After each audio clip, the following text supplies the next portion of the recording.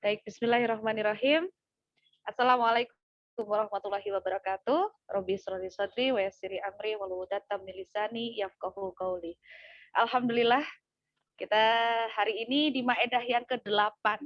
Berarti artinya kita sudah 8 kali ya, sudah 8 kali tayang dan alhamdulillah hari ini saya dibersamai dengan, Kak Nadira. Kak Nadira SPSI. Ini memang nanti kita akan mengulas dari sisi psikologinya seperti apa. Kemudian bersama dengan Ustazah Tiwi, beliau ini adalah guru saya. Nanti kita akan ini ya, membahas jagat lelembut ya, Us.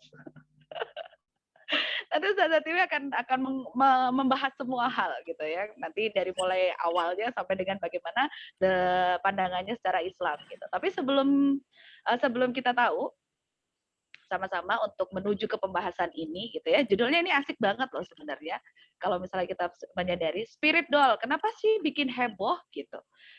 Kita merunut dulu nih, merunut dulu. Dulu di awal tahun 2000 bukan 2000-an, ini malah sekitar 90 atau 2000 awal ya, masuk Y2K gitu. Mungkin ingat sama filmnya boneka Chucky, ya kan?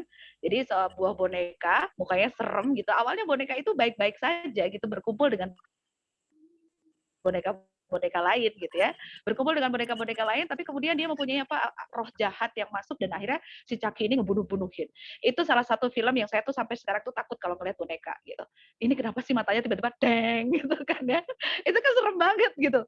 Terus abis itu di tahun 2015, sekitar 2000 ya belasan lah, 2000 ya sekitar belasan lah ya. 2014, 2015 gitu kita ingat sama Annabelle. Boneka Annabelle, sebuah film horor, ini asalnya dari Inggris, boneka Annabelle itu juga boneka ya kalau mau boneka Susan itu berarti tahun 90-an, 80-an ya. Kita ngebahas boneka Susan. Besok gede mau jadi apa. Dan oke, dari situ dari Annabelle itu kita juga tahu boneka dengan kepang 2 gitu ya. Dan terlihat ya tetap menyeramkan sih kalau buat saya karena boneka yang bentuknya apa sih manusia gitu. Terus tiba-tiba saya kadang suka ngebayangin gitu, kita lagi ngeliat gitu atau mungkin kita lagi di rumah sendirian, boneka itu dipajang di atas rak gitu, tiba-tiba dia ngikutin gitu. Saya tuh berasa gitu loh. Nggak tahu kalau misalnya dengan emak-emak yang hadir di sini ya. Terus 2015 ada juga Robert the Doll. Robert the Doll itu punyanya Inggris juga. Robert the Doll itu sama, hampir mirip ya, hampir mirip dengan Annabelle. Jadi Robert the Doll itu salah satu boneka yang sekarang dikurung di museum, tapi yang dijadikan biara. Museum dijadikan biara gitu ya. Dan di museum tersebut seringkali kelihatan di CCTV si boneka itu jalan sendiri gitu. Walau alam saya sih juga nggak ngerti kenapa si boneka itu bisa jalan sendiri gitu ya. Entah dia mungkin sumuk gitu kan dimasukin dalam kotak tiba-tiba jalan sendiri nggak tahu gitu.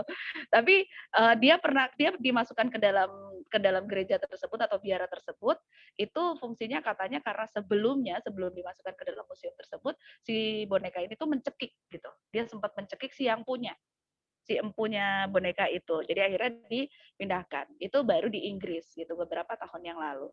Kemudian kalau dulu apa kita punya di Amerika Chucky itu tadi. Di Inggris kita punya Annabelle sama Robert the Doll. Kalau di Afrika gitu, di Afrika kita punya voodoo. Gitu udah tahu ya. Voodoo bukan sebelum sholat loh ya. Ini itu voodoo. Jadi voodoo gitu. Kalau untuk bentuk-bentuknya kan udah tahu ya, yang kasih jarum lah, yang apa segala rupa gitu, itu sudah ada. Kemudian sebenarnya Indonesia juga punya loh gitu. Indonesia itu juga punya gitu, tapi bentuknya mungkin bukan boneka. Bentuknya adalah yang diisi-isi arwah itu misalnya kayak apa? Keris gitu. Atau kalau yang ada bentuknya itu apa? Jenglot gitu ya. Jenglot tuh dikasih apa? Kadang disuntikin darah gitu. Oh, jahe langkung. Iya, Masya Allah ya. Itu kalau itu datang tak dijemput, pulang tak diantar. Kasihan dia. Dia udah kenal ini mungkin ojek online. Jadi datang tak dijemput, pulang tak diantar. Nah, itu dari beberapa boneka-boneka yang tadi kita bahas gitu. Sebenarnya pada intinya itu kan masing-masing mempunyai apa? Dia itu terbentuk gitu. Dia itu akhirnya terbentuk terbentuk ke dalam pemikiran kita ketika kita ngeliat Chucky, oh serem bahwa boneka itu ternyata bisa membunuh gitu. Boneka itu yang kemasukan arwah bisa membunuh gitu. Akhirnya sampai sekarang kita mempercayai bahwa oh ternyata arwah itu bisa jalan-jalan masuk ke dalam boneka. Apakah benar gitu kan? Terus atau kalau misalnya kita ngeliat Annabelle gitu, Annabelle itu tiba-tiba bisa pindah tempat, dan ketika berpindah tempat itu orang-orang yang berada di sekitarnya menjadi punya sifat yang buruk gitu. Dia mempengaruhi orang-orang gitu untuk berbuat jahat gitu kan ya. Terus kemarin apa? Pernah ada di film Exorcist. Itu boneka kayu yang tiba-tiba didudukan, terus tiba-tiba si boneka tersebut kayak kesurupan gitu, dan akhirnya bikin si orang yang di eksorsis ini tuh muncul kesurupan juga gitu. Nah, ini yang benar yang mana gitu. Nah, akhirnya sekarang sampai dengan itu tadi baru sejarah tentang boneka. Ternyata dari sejarah tentang boneka ini akhirnya disadur sama orang Indonesia sekarang gitu. Heboh banget. Muncul sekarang ada yang sebenarnya yang paling bikin booming itu adalah Ivan Gunawan. Dia spill ketika itu saya mengadopsi siapa namanya Ekel. Ekel tuh Miracle Putra Gunawan. Aduh, tahu banget ya. Mungkin saya yang nulis aktenya itu. Jadi Miracle Putra Gunawan, Ekel gitu kan ya. Ekel itu dia diadopsi gitu, diadopsi itu sekian puluh juta plus dengan plus itu, plus maksudnya tuh plus ada baju-bajunya, ada strollernya gitu, bahkan dia dibelikan tuh yang Baby Dior dan lain sebagainya. Aduh, kita kalah ya, kita produksi Tanah Abang cukup gitu. Itu Baby Dior sampai dengan hampir 350 juta ketika Ekel itu sampai di rumahnya. Wow, gitu kan. Kita amazed banget gitu. Habis itu muncul. Oh iya, benar. Luktep itu dari Thailand. Luktep itu dari Thailand, itu artinya boneka apa sih? Disebutnya adalah malaikat. Ya, boneka malaikat. Jadi malaikat kecil. Ya, luktep itu dari Thailand. Ya, Thailand punya luktep tadi, saya lupa. Itu boneka malaikat kecil disebutnya.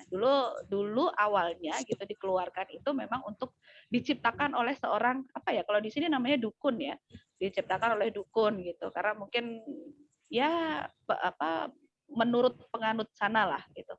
Kemudian di Cina itu juga ada boneka gitu. Bonekanya mirip sekali dengan manusia. Itu juga akhir-akhir 2018-an, 2017, 2018 itu juga muncul boneka tersebut, tetapi kalau di Cina ini jelas-jelas dia hanya untuk mencari pesugihan dalam tanda kutip ya. Karena setiap orang yang salaman dengan boneka itu atau dia nyebut, "Oh, lucunya boneka," gitu, tiba-tiba kekayaan kita akan berpindah. Enak banget jadi boneka ya, cuman salaman doang udah pindah kekayaannya. Ya gitu, pokoknya jadi kalau di Cina itu orang udah tahu kalau ada boneka, orang pegang itu dia nggak akan ngeliatin mukanya, tidak akan dipegang, tidak akan memuji gitu.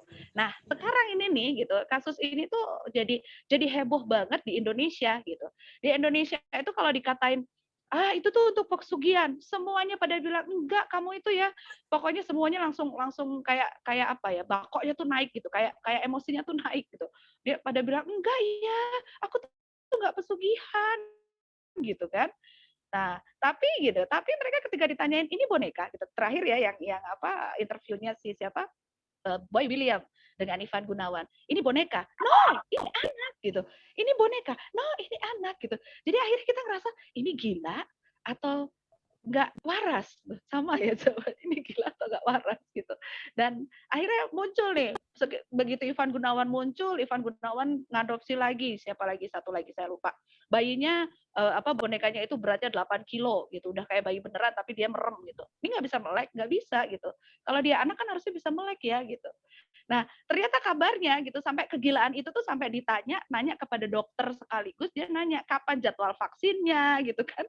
Terus kapan harus ditimbang, nanti tiba-tiba masuk imunisasi segala mungkin ya, atau masuk ini posyandu, posyandu. Kan ini memang benar-benar di luar akal kita gitu. Akhirnya begitu banyak sekali yang muncul, kemudian akhirnya Furi Harun ya, yang mengeluarkan di Indonesia. Furi Harun itu bilang katanya ini untuk memberikan semangat, jadi lebih semangat untuk sholat, jadi lebih ini.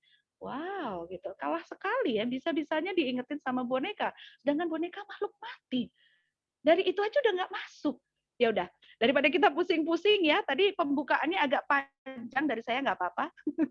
Semoga sudah bisa kebayang semuanya ya, dari mulai boneka Susan, boneka Luktep, boneka Annabelle, boneka Robert the Doll, sampai dengan Jenglot, dan kemudian juga voodoo, sampai dengan yang sekarang itu spirit doll. Dibilangnya adalah spirit doll, katanya ada spiritnya gitu untuk memberikan kita semangat. Kasihan sekali ya, tapi kita lihat aja dulu. Kita melihat dari sisi psikologi dulu kali ya. Kita melihat dari sisi psikologi yang kita bakalan tanyain sama Mbak Nadira yang sudah hadir di sini. Mbak Nadira, kira-kira kalau misalnya dari sisi psikologi nih, gitu, orang-orang ini kenapa? Kenapa gitu ya? Silakan Mbak Nadira. Ya, Masya Allah ya, ternyata Ambu Dita jauh lebih tahu ya jenis-jenis bonekanya daripada saya. Itu saya malah baru tahu berapa dari Ambu, Masya Allah ya. Jadi memang pakai ini. Jadi memang fenomena ini itu lagi naik ya akhir-akhir ini. Dan untuk tahu ini sebenarnya ini merupakan gangguan nggak sih, itu kita lihat dulu nih apa yang latar belakangnya seseorang itu memilih untuk mengadopsi si spirit doll ini. Jadi memang ada beberapa faktor atau beberapa penyebab gitu yang mendorong mereka ini itu mengadopsi si spirit doll. Itu yang pertama itu karena mengikuti tren ya. Jadi mungkin karena tren di kalangan mereka mengadopsi spirit doll, jadi mereka juga ikut-ikutan mengadopsi tanpa tahu tujuan dari kegiatan yang dilakukan dengan si spirit doll tadi. Jadi memang otak manusia itu punya suka ya dengan yang namanya konformitas. Jadi manusia itu suka sekali ya merubah-rubah tingkah laku mereka untuk bisa diterima gitu di lingkungannya, dan bisa jadi mereka mengadopsi si spirit doll ini karena memang mungkin itu adalah tren yang memang sedang naik ya di kalangan mereka. Jadi mereka ya udahlah ngikutin aja gitu, ikut-ikutan adopsi gitu. Terus ada juga yang mengadopsi si spirit doll ini dengan untuk kebutuhan untuk berimajinasi dan juga menyalurkan kreativitasnya. Jadi mereka menuangkan imajinasinya lewat si boneka ini gitu. Mereka ya diajak ngobrol gitu ya, diajak jalan-jalan dan sebagainya. Dianggap itu merupakan bentuk dari penyaluran imajinasinya mereka. Dan juga di boneka-boneka ini, di spiritual ini juga didandani sesuai dengan kreativitas. Jadi sekarang tuh saya lihat-lihat ya gambar-gambarnya itu ada yang dari yang lucu sampai yang benar-benar serem banget itu ada gitu. Macam-macam dari yang anak kecil sampai yang udah dewasa gitu bonekanya ya. Entah itu memang bertumbuh dari kecil kemudian jadi besar apa gimana, itu saya kurang tahu juga. Tapi mereka menganggap seperti itu. Mereka menganggap bahwa boneka itu bisa tumbuh ya, berkembang layaknya manusia. Terus kemudian ada juga yang mengadopsi boneka itu atas dasar kebutuhan untuk menyayangi dan merawat. Jadi memang manusia itu punya kebutuhan dasar yang memang harus dipenuhi, dan kebutuhan berkasih sayang, kemudian kebutuhan menyayangi dan merawat itu memang ada gitu dalam diri manusia. Kalau mungkin kita lebih sering mengenalnya dengan sebutan Gorizah Nau ya, kebutuhan berkasih sayang ya. Nah, di psikologi juga ada tuh kebutuhan untuk menyayangi dan merawat, dan mengadopsi spirit doll ini tuh merupakan bentuk pengekspresian emosi ya, emosi untuk menyayangi kemudian merawat. Mungkin kalau dalam tahap-tahap dasar itu biasanya diekspresikan atau disalurkan kepada benda-benda pasif, tapi dalam tahap lanjutan itu disalurkan kepada benda aktif yang diharapkan mampu memberikan respon secara aktif. Terus kemudian memang si spirit doll ini dia bisa mensimulasi area emosi dan afeksi manusia, sehingga kita itu tertarik untuk kita jadi berkeinginan untuk merawat gitu, memberikan perhatian dan lain sebagainya. Dan kemudian ada juga yang mengadopsi ini karena dianggap sebagai bentuk self healing ya. Self healing, ada juga yang self healing dengan boneka gitu. Saya juga kok bisa gitu, tapi memang ada seperti itu ya, dengan panduan dan pendampingan dari psikolog juga tentunya. Kemudian ada juga yang menggunakan boneka ini itu sebagai latihan untuk bermain peran. Jadi mungkin sebelum kemudian punya anak beneran, nah coba-coba nih belajar nih dari yang rawat boneka gitu, mandiin, gendong dan lain sebagainya, itu juga ada. Bahkan ada yang menganggap spirit doll ini sebagai hiburan ya, karena komunikasi yang terjadi dengan si spirit doll ini kan komunikasi satu arah ya. Jadi ketika kita ngobrol itu ya dia diam aja gitu, nggak akan memberikan nggak akan memberikan komplain, nggak akan protes dan sebagainya. Nah, itu merupakan bentuk hiburan bagi beberapa orang ya, karena kalau komunikasinya dua arah, bisa saja lawan bicara kita itu kayak nggak setuju dengan apa yang kita sampaikan ya, jadi kita jadinya kesel, bukan malah senang gitu. Tapi kan kalau sama boneka ini jadi hiburan karena bonekanya diam aja, nggak komplain gitu. Kemudian ada juga yang mengadopsi ini tuh karena emang benar-benar ingin punya anak, tapi juga takut nggak bisa memikul tanggung jawab sebagai orang tua gitu. Dan bahkan kemarin ya saya sempat lihat tuh di Instagram ada yang punya pendapat kalau jangan-jangan ini tuh merupakan bagian dari konspirasi. Ya, jadi kita tuh kan saat ini kan diberikan tayangan-tayangan entah dari film, kemudian sinetron ataupun series ya yang sedang digemari akhir-akhir ini, itu yang memperlihatkan permasalahan yang terjadi di lingkungan rumah tangga gitu. Jadi membuat orang-orang mungkin jadi takut untuk menikah dan lain sebagainya. Tapi mereka tetap ingin punya anak gitu. Ada juga yang ingin punya anak tapi nggak mau memikul tanggung jawab itu tadi. Jadi nggak mau mendidik, nggak mau mendidik, terus takut kalau misalkan jangan sampai dia jadi salah mendidik, jadi dia menyalurkan ya kebutuhan untuk merawat tadi itu ke boneka, karena memang dia pengen banget punya anak tapi juga nggak ingin memikul tanggung jawab sebagai orang tua. Mungkin itu ya, dan yang menjadi sebab ya yang diyakini juga sekarang itu si spirit doll ini memang dipercaya dapat melindungi yang punya ya, si pemilik, terus kemudian membawa rezeki juga, mendatangkan keberuntungan dan lain sebagainya. Jadi memang banyak sekali ya hal-hal yang bisa melatar belakangnya seorang itu tertarik untuk mengadopsi spirit doll ini. Mungkin begitu, Ambu. Tapi kalau misalnya untuk yang adopsi gitu tuh berarti kan maksudnya gini, tadi kan spirit doll ini memang karena kita menyentuh alam bawah sadar kita untuk menstimulasi untuk kebahagiaan gitu ya. Ada pencetan kebahagiaan untuk beberapa orang. Tapi itu wajar nggak sih, Mbak? Untuk wajar nggak tuh? Nah, kalau memang spirit doll ini atau boneka ini itu dimainkan oleh anak-anak yang usianya dengan cara yang wajar, itu dianggap normal. Tapi kalau dimainkan atau diadopsi oleh orang dewasa, itu kalau di psikologi sendiri masih dianggap normal jika dalam dilakukan dengan batas-batas yang wajar gitu. Nah, berada di dalam batas yang wajar. Kalau misalnya wajar, misalnya kayak boneka cuma dilihat terus atau mungkin dipajang gitu ya untuk lucu-lucuan, untuk senang-senang, mungkin dianggap wajar. Tapi kalau misalnya udah kayak modelan sampai siapa tuh yang Nasution itu, sampai dia yang mau jadi sampai buka lowongan siapa yang mau ngasuh spirit doll-nya gitu kan. Terus habis itu ngeri banget tuh, sampai ada yang mau kabur nih jadi pengasuhnya kan. Terus habis itu siapa yang Ivan Gunawan gitu, sampai dipakein Baby Dior lah, sampai ketemu sama siapa dia minta di endorse lah gitu. Terus siapa lagi, Celine Evangelista gitu ya, dia sampai pamer-pamer. Apalagi siapa, Lucinta Luna, bonekanya paling serem ya, mukanya serem banget, emang kayak dia aja serem gitu. Nah makanya pas itu berarti ada gangguan dong gitu, karena itu kayak menurut saya sih udah berlebihan banget gitu. Mereka ngajakin jalan ke mall aja sampai ditimang-timang kayak bayi beneran gitu, menurut saya sih berlebihan. Itu gangguan nggak sih?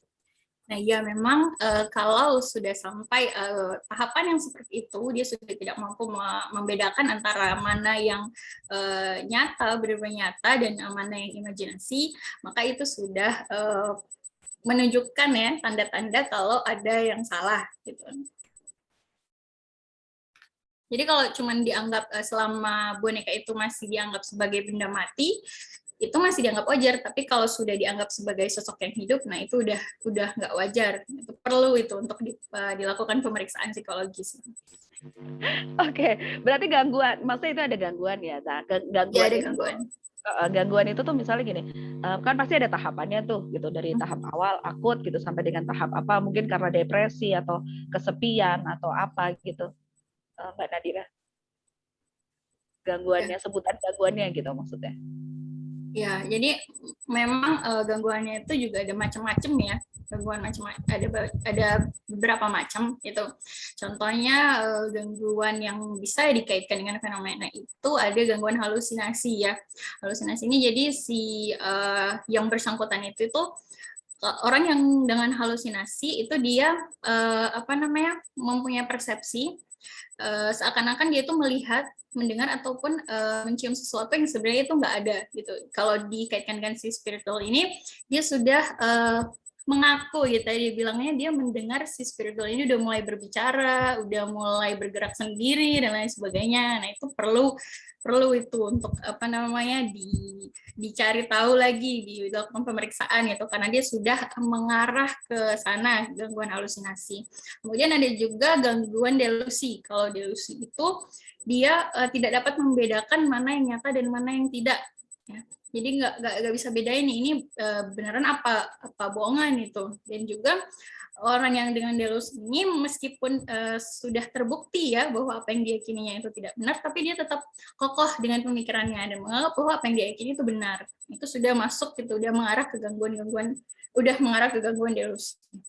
Terus kemudian ada gangguan satu lagi namanya displacement. Jadi di gangguan itu orang dengan gangguan ini tuh dia menyalurkan emosi. Umumnya emosi yang disalurkan ini emosi negatif itu kepada orang lain atau benda lain yang tidak melawan balik. Yang contoh gangguan ini kayak ada nih seseorang lagi marah gitu ya, marah sama si A lagi marah sama si B, tapi dia nggak mampu untuk marah sama si B. Nah akhirnya yang dimarahi si boneka yang dia adopsi ini itu udah mengarah ke gangguan juga itu, gangguan displacement. Jadi perlu juga untuk dilakukan pemeriksaan. Bahkan ada yang sampai ketergantungan sama boneka spirit doll-nya ini sampai dia tidak dapat meninggalkan bonekanya dan juga ada ketergantungan secara emosi sehingga dia lebih suka ya menghabiskan waktu dengan bonekanya, juga lebih suka berinteraksi dengan boneka dan bahkan bisa sampai pada tahap dia menjauh dari orang-orang yang ada di sekitarnya karena dia sudah terlalu memiliki ketergantungan secara emosional dengan spirit doll-nya ini. Wow, jadi mulai dari halu gitu kan ya, Ya, halu, halo. halu, kemudian juga akhirnya lebih ke naik level gitu, jadinya delusi gitu, nggak bisa ngebedain ini sebenarnya bener apa enggak gitu kan ya, nyata atau tidak gitu yang dihadapin itu gitu. Tapi kayaknya ini orang yang miara yang iniin spirit doll itu tuh kayaknya emang ya halu ya delusi. Kalau yang kita ngelihat, kalau artis-artis sih belum kelihatan ya yang displacement ya. Displacement itu sampai dia, karena mungkin biasanya nggak diliatin ya kan, biasanya dia emosi sama orang biasanya tua, dilihatin. tiba-tiba dia yang dipukulin bonekanya misalnya kayak gitu kan, kita nggak tahu juga ya. Wow, luar biasa ya. Nah itu ternyata ya, untuk emak-emak di sini kita akhirnya terbuka nih dari dunia psikologi saja membaca bahwa kita mengasuh. Aduh, kalau mengasuh kurang tepat, saya kurang Mengadopsi kayaknya ya. ya, istilahnya mengadopsi ya. Apalagi mengadopsi. Oh, istilahnya mengadopsi ya. Mengadopsi juga kayaknya kurang tepat gitu. Mendingan mengadopsi kucing kalau saya ya. Jadi untuk mereka yang adopsi spirit doll ini, ternyata ada beberapa gangguan yang memang ternyata memang harus dibawa ke medis gitu loh, dibawa ke ranah medis gitu. Nah, terus terakhir sebelum kita menuju ke Ustazah Tiwi ya, terakhir nih Mbak Nadira, kalau misalnya dari segi medis sendiri gitu, mungkin nggak sih si pengadopsi spirit doll ini punya alasan-alasan khusus gitu untuk adopsi, atau berkorelasi tidak gitu dengan kesepiannya dia, atau mungkin ada satu hampa kosong di hatinya atau gimana gitu nggak sih? Ya, bisa saja ada hubungannya dengan perasaan kesepian yang dirasakan. Jadi memang itu nggak harus yang berada di di tempat seorang diri terus merasa kesepian, nggak gitu juga, tapi orang yang lingkungannya juga berada di tengah-tengah ya, tengah-tengah orang banyak juga bisa saja merasakan kesepian karena memang mungkin intensitas komunikasi yang dia jalin dengan orang di sekitarnya mungkin banyak, tapi kualitas kualitas dari komunikasi itu bisa saja kurang, jadi dia merasakan kesepian. Itu bisa aja ada kaitannya dengan kesepian, atau mungkin memang kalau di psikologi itu ya, orang yang sudah memasuki tahap dewasa awal itu dia punya tugas perkembangan untuk mulai membangun keluarga, kemudian mulai mengasuh anak. Nah, kalau misalkan tugas perkembangan ini belum terpenuhi, maka itu akan memicu adanya perasaan-perasaan yang enak. Misalkan kesepian tadi, pengen punya anak gitu, tapi kok belum ada anaknya gitu. Jadi ya udah gitu, adopsi boneka lah dan sebagainya gitu.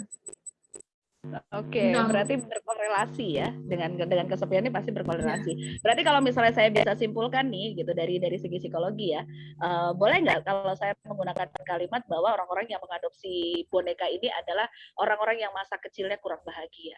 Dia terjebak dalam kedewasaannya yang belum dia siap gitu. Asik. Bisa gitu nggak sih? Iya, tapi kita ya bisa jadi, tapi nggak semuanya kita pukul rata semua orang yang mengadopsi itu seperti itu. Bisa aja boneka cuman dijadikan hiburan seperti tadi ya, daripada ngomong sama orang ya diprotes, mendingan ngomong sama boneka, nggak diprotes gitu. Tapi nanti lama-lama dia displacement itu tadi dong. Dia atau mungkin malah dia jadi akhirnya menarik diri jadi anti sosial club gitu. Saya lebih baik dengan boneka club gitu kan. Bisa jadi kan ya? Berarti ada kekurangan di situ ya? Bisa jadi sama. Oke, berarti kita sepakat ya. Oke. Kita sudah sepakat, berarti sekarang waktunya saya membaca beberapa komentar dari emak-emak yang Masya Allah luar biasa ya. Oke, emak-emak yang ini dari Mak Dewi. Ada Mak Dita di sini. Sakit ya, barusan lihat videonya Ivan Gunawan, walaupun nggak dikasih makan sama minum, tapi digantiin baju. Dia percaya babynya bisa tumbuh besar. Wow, walaupun nggak sekolah, tapi harus jadi orang sukses. Aduh, sebentar. Ini agak rancu gitu ya. Dia nggak bisa tumbuh besar, tapi harus jadi orang sukses. Ya, terserah lah. Ivan mengaku dia kesepian, tapi nggak gila. Dia kekeh. It's a baby. Pakai melotot-melotot saat ditanya sama Boy William. Oh my God. Masya Allah. Ini ternyata ada komen. Nah, ternyata beberapa dari emak-emak yang sudah hadir di Maedah ke-8 ini banyak sekali yang mengikuti tentang spirit doll gitu ya. Dari segi psikologinya kita sudah membahas. Ternyata memang ada kerusakan dalam sistem di dalam tubuhnya gitu ya, dalam perasaannya, dalam jiwanya, ada kesepian, kemudian mungkin ada penyakit-penyakit kejiwaan yang mungkin belum selesai sama dirinya sendiri, termasuk ketika dia mau dia sudah dewasa, sudah waktunya berumah tangga gitu tadi ya, di kesimpulan akhir sudah waktunya berumah tangga, tetapi dia belum mempunyai itu. Entah apa yang menyebabkan, entah mungkin karena film, entah mungkin karena pergaulan yang membuat dia akhirnya dia rame saja ketika dia rame bersama teman-teman, tapi ketika dia sendiri dia merasa kesepian gitu, atau mungkin dia justru sudah merasa sepi di tengah keramaian gitu ya. Nah ini serem banget nih. Oke. Itu tadi dari segi psikologi ya, semoga bisa menambah wawasan kita. Kalau kali ini kita mau nanya sama Ustazah Tiwi yang bakal ngebahas dari apa spirit doll, kemudian nanti sampai dengan nanti dari hukum Islamnya sendiri bagaimana kita mengadopsi spirit doll itu sendiri. Silakan Ustazah Tiwi. Masya Allah, bismillahirrahmanirrahim. Iya, seru sekali Mbak Dita. Juga kita banyak belajar ya tadi dari pemaparan dari Mbak Nadira tadi, Masya Allah luar biasa gitu ya. Jadi sebenarnya masyarakat kita itu sedang sakit atau gimana gitu ya. Nah, kita lihat, Masya Allah, sampai tidak bisa membedakan gitu kan antara sesuatu yang real dengan sesuatu yang absurd gitu ya. Jadi kan seolah-olah dan itu menjadi viral. Why? Nah, ini kan jadi pertanyaan kita, masyarakat kita bagaimana sebenarnya gitu kan. Kalau kemudian tadi Mbak Dita di awal sudah kasih prolog ya bahwa spirit doll ini kan juga sudah sebelumnya banyak macam-macam. Tadi sebutkan ada Annabelle, ada Chucky dan sebagainya, ada Robert the Doll. Itu bagian dari apa? Komersialisasi kalau saya bilang begitu. Jadi kalau mau dilihat awal kayak begitu ya sebenarnya jauh ya. Jadi di masyarakat primitif dahulu itu sebenarnya jauh sebelum ini jadi viral ya. itu sudah sebenarnya konsep boneka sebagai alat itu sudah dipakai ya zaman-zaman primitif dahulu gitu ya, sebagai alat apa untuk misalnya dalam penyembahan, dalam keagamaan atau kepercayaan yang mereka yakini kayak gitu. Misalnya di Roma itu dulu boneka itu dipakai sebagai untuk penyembahan dewa-dewi. Jadi mereka kan nggak punya visualisasi ya dewa-dewinya kayak apa. Jadi mereka bikin visualisasi dalam bentuk boneka. Atau mungkin juga di mana di Afrika. Afrika itu kan mereka memvisualisasikan apa boneka ini adalah yang ada spirit tadi ya, spirit doll tadi itu sebagai bentuk apa? Perlindungan atau penyembuhan. Jadi kalau ada orang yang percaya dengan itu, atau mungkin orang-orang ini apa suku Indian ya di Amerika ya, itu kan mereka sangat-sangat ini banget gitu ya dengan spirit gitu ya. Entah nanti spiritnya dari jaguar, entah dari ini nggak cuma manusia gitu ya. Jadi arwah-arwah dari jaguar ataupun misalnya gajah atau macam-macam itu juga bagian dari spirit yang mereka ambil sebagai penjagaan bagi mereka kayak begitu. Nah, ini ngeri sekali kalau kemudian sampai seperti itu. Tetapi kemudian seiring waktu gitu ya, kemudian bentuk-bentuk istilahnya apa ya, penyembahan tadi itu kemudian bergulir menjadi sesuatu yang cuma sekedar gimmick mistiknya, mistik-mistik kayak begitu. Makanya sampai kemudian di Jawa tadi di Indonesia, Mbak Dita tadi kan sampai menyampaikan ya, ada keris, ada jenglot, ada apa lagi, pohon beringin pun bisa jadi gitu ya. Bagian dari itu dianggap punya sesuatu yang menggerakkan kayak gitu. Jadi makanya kalau di bulan-bulan tertentu, bulan Suro atau gitu, nanti lihat aja di sekitar beringin-beringin besar. Nah, tempat saya itu ada tuh beringin besar. Itu biasanya ada bunga yang ditaruh di situ. Itu bagian katanya untuk menjaga supaya arwah-arwah di situ tidak marah gitu ya. Jadi desa kami aman sentosa kayak begitu. Begitu juga nanti ada ritual misalnya di Laut Selatan ya kan, di Parangkusumo, Pantai Parangkusumo nanti akan ada sebuah acara tertentu dalam rangka seperti itu. Nah, semakin ke sini adanya komersialisasi dan sebagainya sehingga film-film seperti Annabelle, kemudian Chucky itu menjadikan sebuah apa? Bagi orang-orang tertentu, mereka malah justru berburu. Kalau orang lain kayak Mbak Dita tadi kan takut ya, orang normal takut gitu ya. Tapi bagi sebagian orang, mereka justru memburu spiritual ini untuk mereka pakai, entah nanti dalam bentuk mencari pesugihan, dalam mencari kebahagiaan, dalam mencari bimbingan. Tadi kalau mereka bilang kan untuk membimbing kita nih spiritnya, mereka suka ingetin kita biar lebih baik, biar sholatnya rajin dan bla bla bla dan sebagainya. Banyak alasan yang mereka pakai untuk kemudian menjustifikasi bahwa spiritual ini adalah mereka perlukan. Nah, tadi Mbak Dewi Soraya juga sudah mengatakan ya di kolom komentar tadi bahwa Ivan Gunawan sendiri itu sudah mengakui bahwa dia adalah pribadi yang kesepian, ya kan? Dia butuh, ya namanya tadi ya mungkin seperti yang dikatakan Mbak Nadira, butuh displacement kan untuk replacement kesepiannya ini kan kepada orang lain. Kalau Igun ini mah kalau kita melihat perjalanan dia gitulah, kalau lihat cuplikan-cuplikannya dia nggak cuman boneka, tasnya aja dia pakai buat ini ngobrol gitu ya. Dia datang mau pergi kayak gitu ya, pilih tas-tasnya itu, tas-tasnya yang mehong-mehong itu gitu ya. Nah itu dia akan berbicara dulu sebelum dia bawa kayak begitu. Begitu dibalikin lagi ke lemari juga dia bilang terima kasih ya sayang udah nemenin mami hari ini dan sebagainya. Ini adalah bentuk-bentuk bahwa memang something wrong dengan jiwanya si Igun ini tadi kan gitu. Nah belum lagi kalau kemudian kita lihat tadi juga Mbak Nadira sempat sampaikan ya, boneka itu sebenarnya juga ada bagian dari untuk healing gitu ya. Kalau sekitar 2006 kalau nggak salah ya, Bab Kobe itu dia memang bikin kelas penyembuhan gitu ya. Jadi bikin kelas penyembuhan, dia bikin kelas medicine dolls, how to make healing dolls for yourself. Jadi memang dia dalam kelas penyembuhan ini dia bikin kelasnya itu mengajak kepada para kliennya itu untuk membuat boneka, mengajak mereka berdialog, untuk menajamkan intuisi, untuk bisa kemudian orang-orang yang bermasalah secara spirit tadi itu, secara mental, itu bisa dialihkan untuk ke sana kayak begitu. Tapi ini tujuannya untuk healing. Healing ini tidak ada hubungannya kemudian dengan adanya arwah ya. Ini lebih justru lebih kepada psikolog ya, psikologi yang tadi disampaikan oleh Mbak Nadira itu.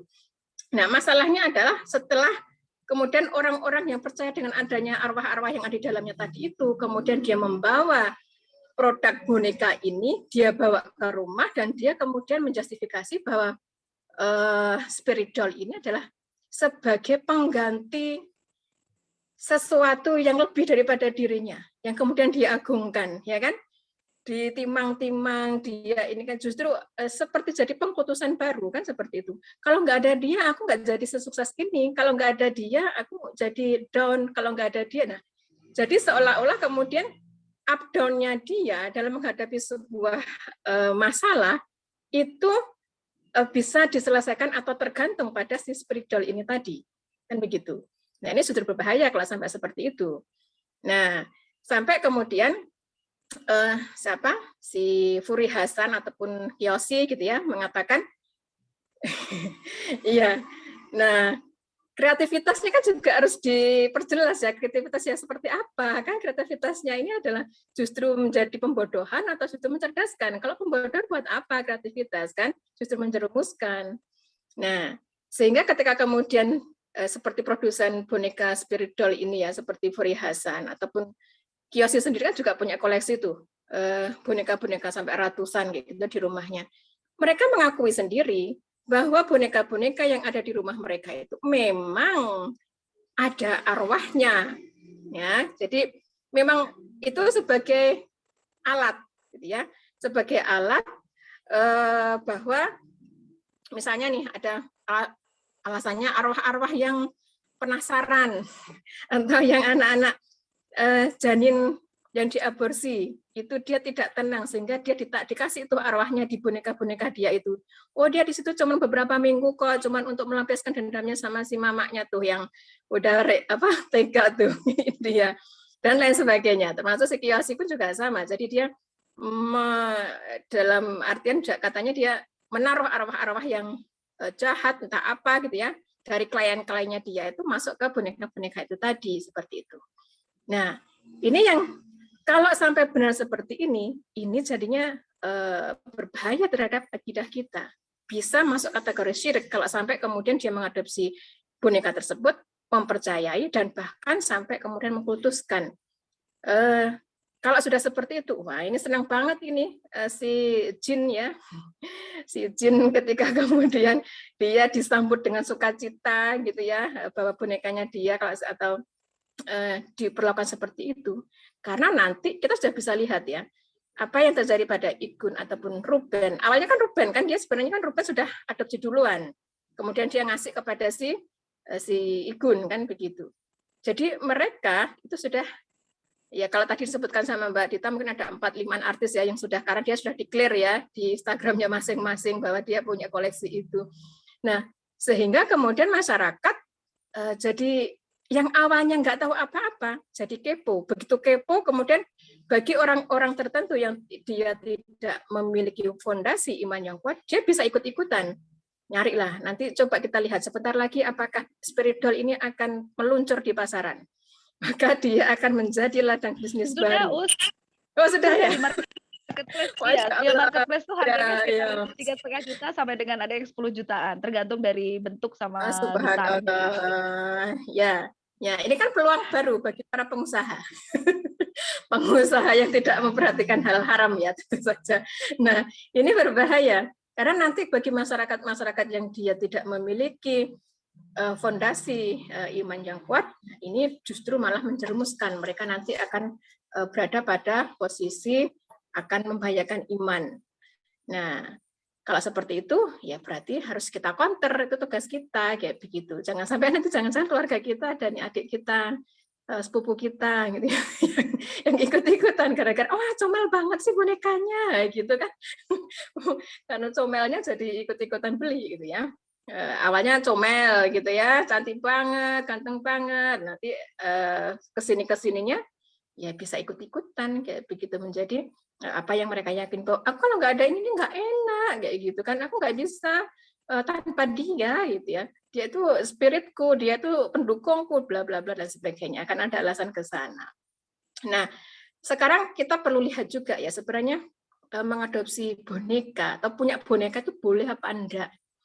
Ya. Kalau secara hukumnya kan sebenarnya boneka itu kan awalnya dibikin kan untuk mainan anak-anak ya yang masih kecil, untuk melatih mereka kayak begitu ya, untuk diajak belajar bersama. Kadang kan anak-anak kan kalau misalnya dia belajar sendiri nggak mau, tapi kalau ditemen bonekanya, ayo deh ini maem bareng dedeknya, dia mau kan gitu. Sebenarnya itu bagian dari alat untuk edukasi gitu ya, untuk tumbuh kembang anak.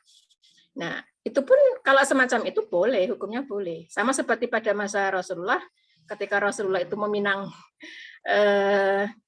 Ummul Mukminin Aisyah gitu ya, beliau itu datang ucuk masih bawa boneka gitu ya, masih di dalam sebuah hadis dikatakan begitu. Jadi masih kecil gitu kan. Di beberapa hadis yang lain juga dikisahkan bahwa Rasulullah ketika kemudian berlomba dengan Aisyah ya, beliau dalam keadaan masih menggendong bonekanya. Terus kemudian pas lagi ada pertunjukan apa gitu ya, dia digendong Rasulullah untuk melihat pertunjukan itu juga dengan menggendong bonekanya. Artinya boneka itu tanpa embel-embel spiritual ya, boneka doang gitu ya, boneka untuk mainan anak itu boleh kita memiliki. Jadi nggak usah khawatir seperti itu. Hanya saja ketika kemudian itu disematkan dengan adanya spiritual tadi ini, berarti kan sudah ada sebuah tujuan lain kan, bahwa doll ini tadi atau boneka ini tadi atau boneka arwah ini tadi dipakai memiliki tujuan-tujuan yang lain, yang dia fungsinya justru seolah-olah menggantikan siapa? Menggantikan al-khaliq sebagai tujuan manusia ketika diciptakan oleh Allah, kan begitu. Nah, kalau sudah seperti itu, ya enggak boleh dong kalau seperti itu. Ini satunya sudah syirik. Nah, pelakunya disebut musyrik, kan begitu. Nah, sehingga kalau sampai kemudian para artis itu endorse secara tidak langsung ya dengan mendeklar kepemilikan boneka-boneka ini tadi, ya ini dia termasuk dapat dosa jariah ini kalau sampai kemudian banyak yang mengikuti kan. Nah, begitu juga pengusaha-pengusaha yang cari peluang ya, memanfaatkan momentum tadi itu, wah itu bisa dapat dosa jariahnya berlipat-lipat gitu kan begitu. Nah, sekarang kita melihat gitu ya, relasi manusia dengan dunia gaib seperti apa. Ngeri ya, dunia gaib. Padahal kalau goib kan nggak kelihatan gitu ya, berarti tak kasat. Nggak kelihatan, iya. Karena dia pakai tagline-nya kan spirit ya, spirit ini kan nggak kelihatan, ya kan, spirit dolls kayak gitu. Jadi apa yang ada di dalamnya itu kan nggak kelihatan. Dia cuma taunya yakin bahwa ini tadi ya, sampai kemudian ada keyakinan dalam dirinya bahwa si baby doll ini tadi gitu ya, bisa tumbuh berkembang gitu ya, walaupun tidak makan tidak minum. Dia yakin itu loh, sampai ada itikat, ada sebuah keyakinan dalam dirinya bahwa si boneka itu memiliki itu. Nah, ini kan bahaya. Nah, kalau anak-anak kita main boneka kan ya ditulangi, tapi kan ya tahu kalau itu adalah main-main belajar dia untuk menyuapin, ntar dia nyuapin diri sendiri kan begitu. Pelajaran dari edukasi kalau anak-anak pakai boneka biasa. Tetapi ketika kemudian kayak seperti Igun itu kan sampai tadi dikatakan sampai melotot-melotot gitu kan. Ini baby nih gitu ya. Seperti itu. Dipegangan, jangan gitu pegangnya kan gitu kan dia sampai kemudian nyari babysitternya. Nah, saya nggak bisa bayangkan itu, jangan-jangan nanti babysitternya itu tengah malam didatangin sama bisa nggak dia lama jadi babysitternya kayak begitu. Nah, yang jelas kalau kemudian kita pengen tahu dunia gaib, dunia yang kasat mata, yang kita tidak tahu dan kita tidak bisa menginderanya, kita harus cari tahu. Dari apa? Dari sebuah referensi yang qat'i, yang benar-benar dapat kita percaya. Apa itu? Bagi seorang muslim ya tentu saja kitabullah, gitu ya. Zalikal kitabul la raiba fih, bahwa kitab suci Al-Qur'an itu adalah kitab suci yang tidak ada keraguan. Ya, tidak ada keraguan di dalamnya. Hudanil muttaqin, fungsinya kitab suci adalah untuk apa? Sebagai petunjuk bagi orang-orang yang bertakwa. Nah, bagi seorang muslim, maka ini yang harus digarisbawahi. Ketika kita tidak tahu apa-apa, termasuk hal yang gaib tadi itu, kita perlu cari referensi yang benar-benar sahih gitu ya, referensi yang tidak ada keraguan di dalamnya.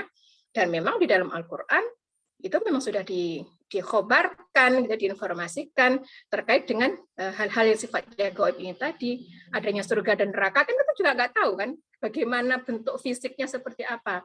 Tetapi Allah khobarkan di dalam kitab suci bahwa bagi orang-orang yang bertakwa, maka kelak akan mendapatkan surganya Allah yang di dalamnya yaitu kiasan-kiasan yang menyenangkan lah ya, walaupun sebenarnya nanti di surga sendiri itu tidak sama seperti persepsi manusia. Ini yang harus diinginkan ya, walaupun di sana digambarkan bahwa nanti ada sungai-sungai dari susu, dari madu. Jangan bayangkan nanti susunya susu bendera atau susu atau madu yang pliket atau bagaimana gitu. Kita nggak perlu bayangkan sampai ke sana. Cukuplah kita tahu bahwa itu adalah dianggap sesuatu yang menyenangkan, maka Allah itu membantu kita untuk membayangkan bahwa keadaan surga itu demikian indahnya sampai bahkan kita tidak bisa bayangkan karena kondisi di sana itu jauh lebih dibanding yang ada pada bayangan manusia. Nah, termasuk juga terkait adanya jin. Jin itu juga dikhabarkan oleh Allah. Dia ada, dia eksis. Jin itu juga nanti ada jin yang beriman, ada jin kafir. Nah, biasanya jin kafir inilah yang nanti biasanya punya potensi untuk bisa mengganggu manusia, termasuk dia nanti yang akan masuk ke dalam benda-benda tadi itu dengan ritual tertentu. Nah, Furi Hasan maupun Kiyoshi misalnya, dia pasti punya praktek atau tata cara ritual tersendiri supaya bisa memasukkan arwah-arwah dalam tanda kutip ya. Sebenarnya kan Allah sendiri sudah mengkhabarkan bahwa namanya orang yang sudah mati itu ya tidak akan mungkin berkeliaran mengganggu manusia kayak gitu karena apa namanya ruh bagi orang-orang yang sudah meninggal ini akan di tangannya Allah. Nah, yang bisa kemudian membo-membo bahasa Jawanya gitu ya, menjadi orang-orang yang tadi bisa dilihat oleh orang-orang yang mengklaim dirinya sebagai punya indera keenam ataupun kelebihan yang lainnya, itu adalah jin. Jin dengan segala penampakannya, dia mampu mengkamuflase sehingga manusia percaya bahwa dia itu punya kekuatan. Padahal sebenarnya enggak. Yang punya kekuatan adalah Allah. Kan begitu. Allah itu maha segalanya, termasuk yang maha kuat, ya qawi gitu ya, yang maha kuat ya begitu. Nah, sehingga ketika manusia itu mengalihkan kepercayaan dia, keyakinan dia dari Allah yang maha kuat kepada makhluknya, jin ini kan bagian dari makhluknya Allah kan. Kenapa kok kita sampai kemudian lebih percaya? Oh iya, maaf, Furi Harun ya, bukan Furi Hasan. Ya, nah itu ya. Sehingga ketika kemudian manusia sudah mengalihkan penyembahannya atau keyakinannya bahwa si spirit doll ini tadi lebih hebat daripada sang penciptanya, ya udah. Berarti apa ini kayak gitu kan? Ya bisa dikatakan ya sudah masuk kategori pada syirik. Makanya hati-hati bagi seorang muslim kalau sampai kemudian dia sampai pada titik itu, dia lebih meyakini spiritualnya yang bisa membuat dia termotivasi, membuat dia merasa sehat, membuat dia merasa lebih hebat hanya karena spiritualnya, ya berarti dia sudah melupakan Allah yang maha segalanya bagi dia kan begitu. Nah, sekarang bagaimana sikap ya seorang muslim ya. Seorang muslim ya maka bahwa dia harus meyakini, harus paham bahwa setiap amal perbuatannya itu terikat dengan hukum syara. Nah, kalau di dalam Islam kita mengenal adanya ahkamul khamsah, ada 5 hukum perbuatan. Ada wajib, ada sunnah, ada mubah, ada makruh, dan ada haram. Nah, jadi setiap perbuatan itu harus ditanya ini saya mau makan, ya. Makan apa hukumnya? Nah, terus misalnya saya mau pergi ke pasar, apa hukumnya? Kita mau jalan-jalan nih ke tempat pelacuran misalnya gitu. Apa hukumnya? Ini Ya, apakah begitu. cuma sinyal saya? Oh, tadi agak putus-putus. Oh iya. Ya, seperti itu ya. Jadi semua perbuatan kita misalnya ada kewajiban untuk sholat 5 waktu, kita punya kewajiban untuk misalnya pergi haji, gitu ya, bagi yang mampu, kita punya anjuran untuk bersedekah, kan masing-masing punya hukumnya sendiri-sendiri, kan begitu. Nah, jadi sebelum kita melakukan perbuatan, kita perlu tahu nih, perbuatan kita itu termasuk yang Allah perintahkan, yang harus kita lakukan, atau justru Allah itu melarang untuk kita tinggalkan, kan begitu. Nah, termasuk ini tadi, kalau kemudian rambu-rambu ini kita tahu bahwa oh ini kok kayaknya mendekati syirik ya, kalau lihat dari tanda-tandanya, indikatornya, ini jatuhnya pada kesyirikan, ya kita harus buang jauh-jauh aktivitas ini, kan begitu.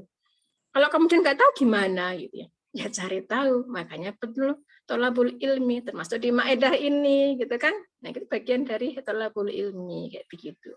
Ya, sehingga kalau kemudian kita lihat kalau sampai kemudian seseorang tadi itu percaya, nah ini ya berarti di garis bawahnya ada pada percaya ya, percaya bahwa spiritual ini memiliki kekuatan yang lebih daripada Al-Khaliq sebagai pencipta manusia, ya nanti bisa terkategori pada aktivitas yang syirik dan itu diharamkan oleh Allah begitu. Mungkin itu dulu Mbak Dita. Oke, Masya Allah. Jelas ya, maksudnya jadi kalau misalnya kita korelasinya kita dengan nggak goib itu gitu, mau carinya di mana sih gitu. Ya memang di Quran sendiri disebutkan memang hal-hal goib itu memang hanya Allah yang bisa lihat ya sebenarnya ya.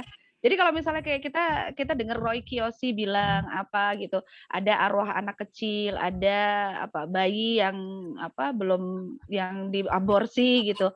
Dia kok bisa lihat ya? Jadi kadang saya, oh karena mungkin dia tidak punya keimanan yang sama dengan kita ya, gitu ya, bahwa dia kan imannya sudah beda gitu. Nah, sedangkan kita sendiri imannya adalah kita mengimani bahwa Allah itu ya esa gitu. Allah lah yang memegang semua hal segala sesuatu yang gaib.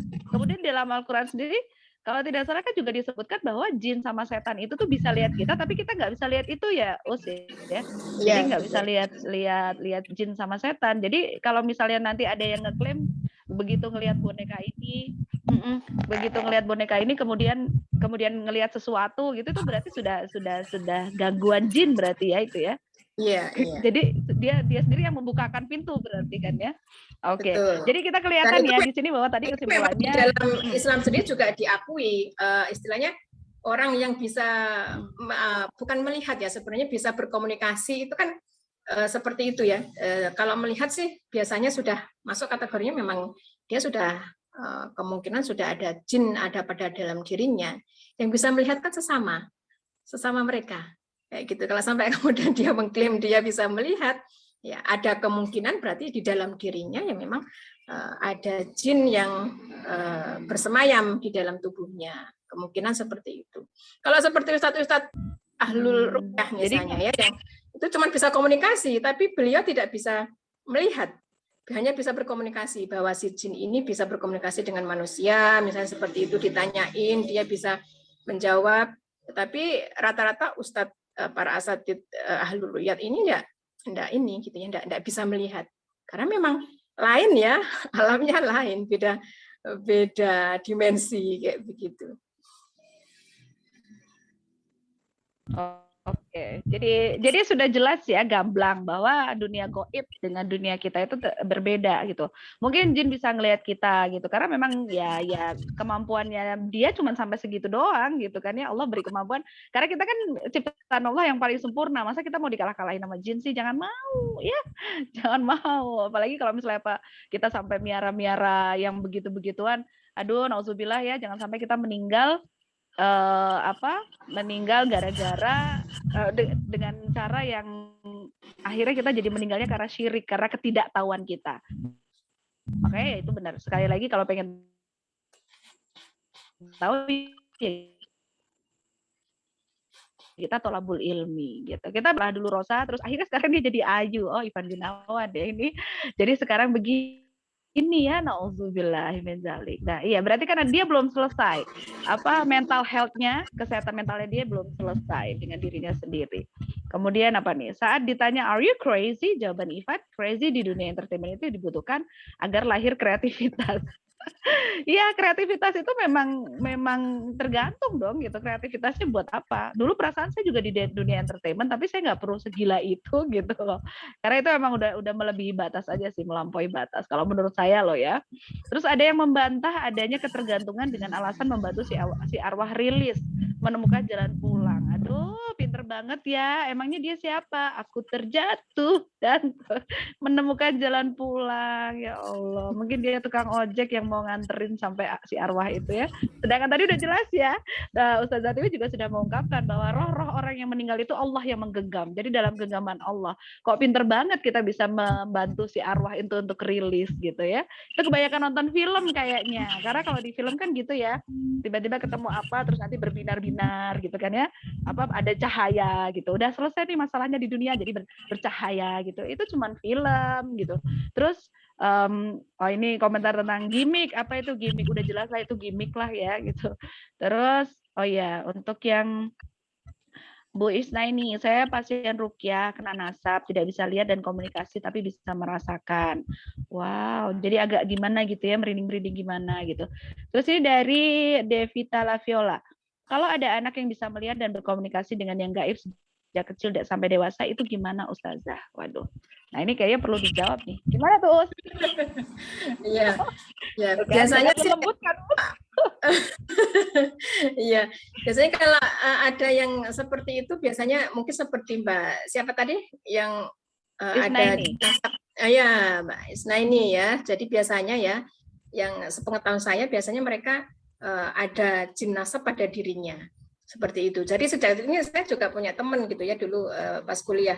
Jadi dia memang ada jin nasab pada dirinya dan dia memang dan itu kalau dia diasah itu dia bisa sampai melihat.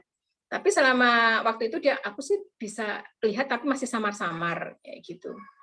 Nah, berarti kan ada kemungkinan semacam itu. Entah nanti itu terkait dengan jin nasab, entah kemudian ada jin yang mengikuti karena suka banget dengan sosok si anak. Bahkan kalau orang dewasa kan juga ada yang sampai dicintai oleh jin sehingga dia sampai tidak bisa menikah gitu ya. Setiap kali dilamar tertolak terus, tidak tahu gimana caranya sampai seperti itu. Nah, itu. Jadi Masya Allah gitu ya.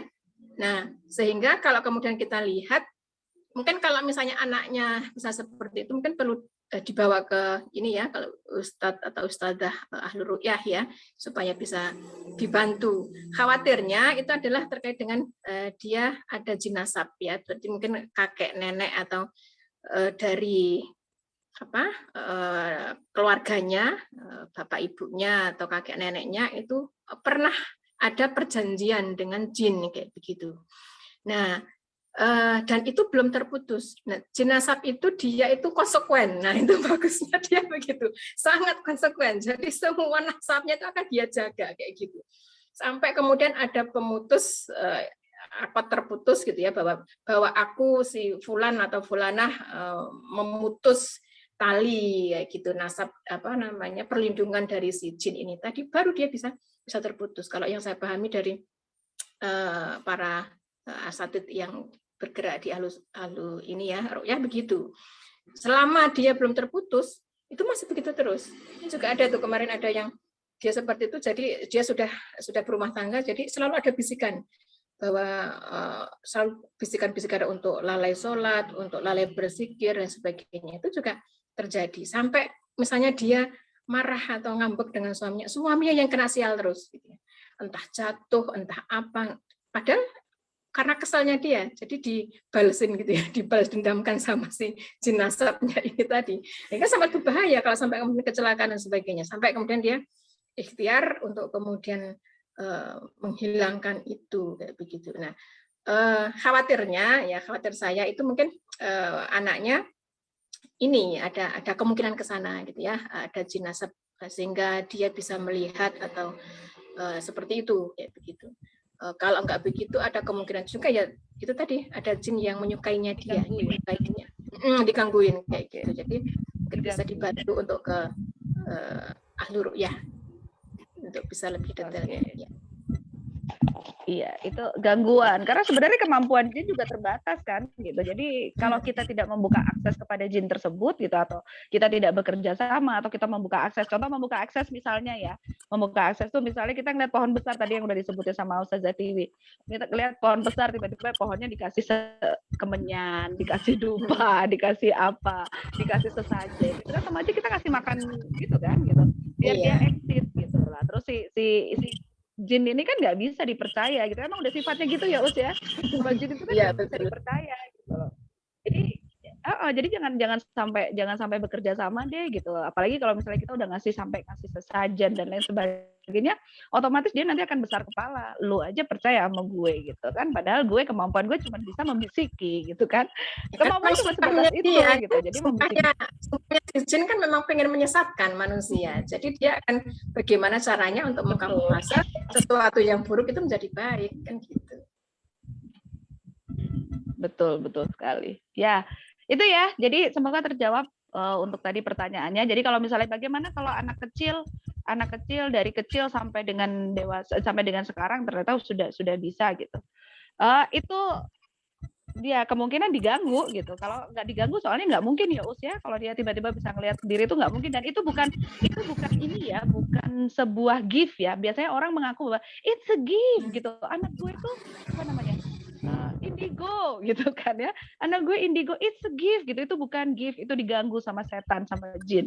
Jadi mendingan sudah dibawa ke ahlu ruqyah itu di ustadz. Ruqyahnya yang syar'i ya. Contohnya ruqyah syar'i kalau yang sempat saya ini tuh ruqyah syar'i tidak pernah melalui perantara gitu. Nah, ruqyah terbaik ya setelah ruqyah syar'i dengan asatid itu ya harus diruqyah sendiri juga gitu, ruqyah mandiri di rumah gitu ya Usia. Iya. Dan juga ikhtiarkan dan ikrarkan untuk ngelepasin jin nasabnya atau jin selain nasab yang mengiringi dia bismillah bisa. Oh iya, ini kebetulan untuk ada yang Mak Anita. Mak Anita ini suaminya beliau juga di ini ya, di ruqyah syar'i. Jadi katanya tadi ada masukan juga nih, ikhtiarkan dan ikrarkan untuk ngelepasin jin nasabnya atau jin selain nasab yang miringin dia bismillah bisa, semoga Allah mudahkan gitu. Masya Allah, sudah pernah dikuliah sama Ustadz Nino. Masya Allah. Jadi banyak yang ini ya. Oke, jadi jangan lupa kalau misalnya memang mau diruqyah, jangan ruqyah yang pakai media-media apapun gitu. Itu nanti malah sama aja gitu. Jadi kalau misalnya salah satu yang ciri-cirinya ruqyah syar'i ya betul-betul tidak ada media apapun, tidak ada lewat telepon, tidak ada lewat jampi-jampi harupat. Gitu ya. Jadi maksudnya nggak ada lewat telepon tuh perantaranya langsung biasanya. Kalau lewat telepon hanya biasanya membimbing bacaan doanya saja gitu. Ya.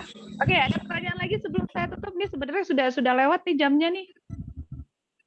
Oh, ada. Nah, ngomongin soal ruqyah, apakah kalau diterapi dulu pakai alat kejut elektrik yang katanya melancarkan peredaran darah? Maksudnya apakah perlu diterapi dulu pakai alat kejut elektrik yang katanya melancarkan peredaran darah? Maksudnya gimana ya? Kalau mau ruqyah harus diterapi kejut dulu gitu maksudnya? Atau gimana? Atau buka di ini Bu, saya pernah lihat nih apa namanya orang yang diruqyah tapi pakai bantuan alat kejut elektrik itu loh yang buat lancarin peredaran darah. Katanya biar kan saat ruqyah itu kan jinnya itu kan lari-lari dalam pembuluh darah ya. Terus katanya itu mau dikeluarin gitu. Terus pakai alat bantu itu. Saya kurang tahu juga sih, cuman pernah lihat yang kayak gitu, Ambu. Kalau baru dengar saya. Kayaknya nggak ada ya. Jadi kalau perantara gitu kayaknya nggak ada deh. Nanti dikejutin gitu terus nanti jinnya terkejut gitu. Oh, kejut. Nah itu saya juga kurang tahu soal itu. Cuman pernah lihat orang di Oh gitu ya. Mungkin ada metode ya. Ada metode gitu yang mungkin dikembangkan sama orang perorangannya. Tapi ya itu tadi pesan-pesan dari beberapa ustadz ruqyah gitu, ahlu ruqyah itu menyampaikan bahwa kalau yang namanya ruqyah syar'i itu tidak melalui perantara apapun gitu. Jadi ya didoakan saja gitu, benar-benar didoakan dengan ayat Quran, dan kemudian si pasien itu harus meyakini bahwa Allah itu akan membantu melalui perantara ayat tadi gitu. Jadi dan tidak ada tambahan-tambahan apapun gitu.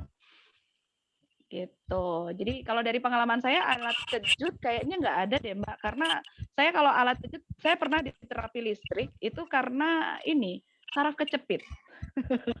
Jadi di terapi listrik beda itu nggak ada jinnya ya. Saya pakai celana jin mungkin dulu. Jadi di terapi listrik. Oke. Jadi semoga menjawab ya itu. Jadi tidak ada belum pernah dengar ada yang pakai katanya melancarkan peredaran darah. Ya mungkin terapi kejutnya itu listriknya itu iya mungkin melancarkan peredaran darah. Tapi saya pikir tidak ada hubungannya dengan ruqyah ya. Gitu. Terus oke, ini komunikasi soalnya di terapi tapi nggak segera di ruqyah gitu. Oh, ya. Oh, jadi mungkin peredaran darah mungkin dianggapnya peredaran darahnya belum lancar aja, jadi sering ada beberapa jin yang nempel gitu kali mungkin ya kata-kata itu ya. Tapi setahu saya sih tidak ada hubungannya gitu. Jadi kalau terapi saya pernah di terapi listrik, terapi kejut, terapi zona gitu, karena memang ada permasalahan di di pinggang kiri sebelah kiri saya dulu untuk terapi saraf kecil. Jadi emang itu untuk peredaran darah saja. Kalau untuk terapi kejut sama terapi listrik itu untuk peredaran darah saja. Tapi kalau hubungannya sama ruqyah saya belum mau berkomentar hubungannya.